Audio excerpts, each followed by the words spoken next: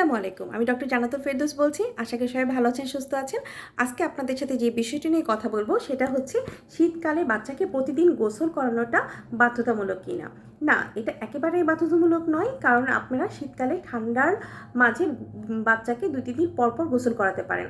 দেখা যায় কি ঠান্ডার কারণে আবহাওয়ায় শিশুর ত্বক শুষ্ক হয়ে যাওয়ার সম্ভাবনা থাকে। তো এই জন্য আপনারা 2 থেকে 3 দিন পর পর গোসল করাতে পারেন।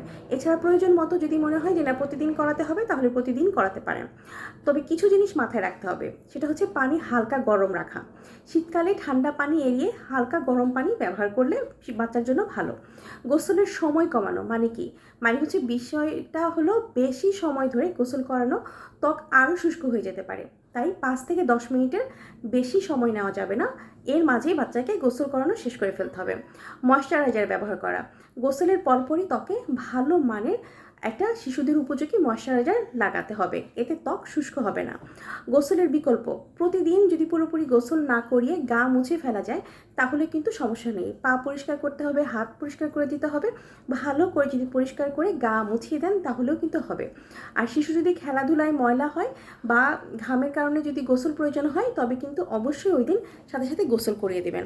তো এই জিনিসগুলো যদি মাথায় রাখেন তাহলে শীতকালে প্রতিদিন গোসল না করালেও চলবে। তো ভালো থাকবেন, সুস্থ থাকবেন। আল্লাহ হাফেজ।